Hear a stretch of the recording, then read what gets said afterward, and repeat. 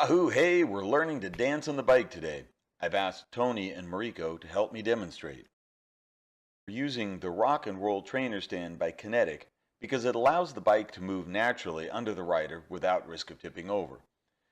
This makes it the perfect tool for learning out of the saddle technique. So why do I keep saying you're dancing on the bike? Here's why. To ride a bike efficiently, you need rhythm.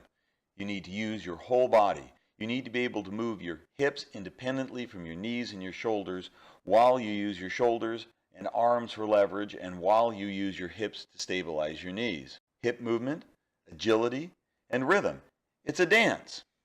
Starting with Tony. Tony looks pretty stable on the bike, but a rider can hide flaws in the saddle. So we're going to get Tony up out of the saddle and see what he looks like while he's climbing. To put power into the pedals, the legs need leverage. Otherwise, the rider would pop up out of the saddle with every stroke. So when Tony first gets out of the saddle, we see that he's really stiff and he's not able to work his hands and his hips separately. His knees are reaching full extension before the bottom of the pedal stroke, limiting how much of the pedal stroke he's using. If the hips and shoulders are locked together, the back can't articulate. And so the power transfer prevents the hips from moving as they need to, and power is lost. When the load gets high, the rider needs to get leverage through the back by pulling on the handlebars.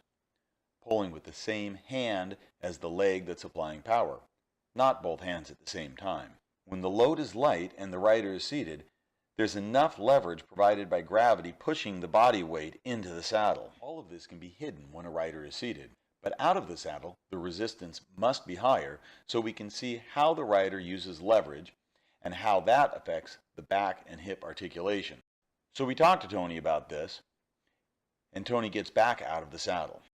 Now, the second time up, Tony's articulating his back, keeping his hips at the same elevation, and bending his knees to apply power through the whole stroke. High five, man. Now it's Mariko's turn. Mariko is all warmed up and we get her out of the saddle.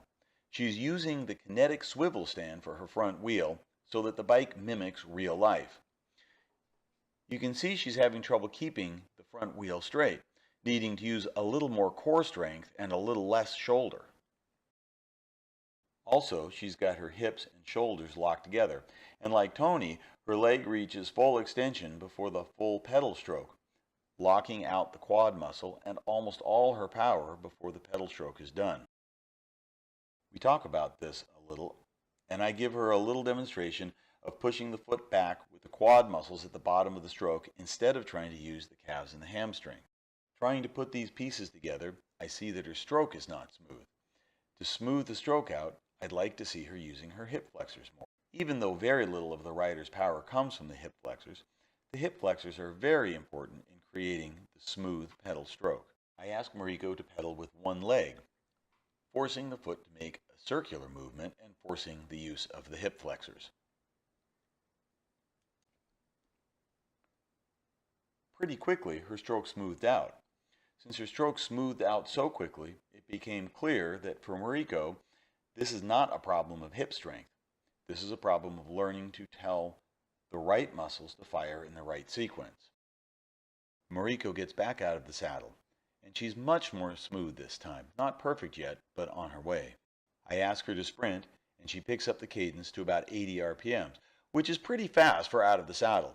This is an indicator of a smooth pedal stroke. A rider cannot hit high RPMs while walking or running on the bike. I hope this demonstration helps you figure out how to smooth your pedal stroke out. If you like this, please subscribe. New videos coming out every week, and please share everywhere.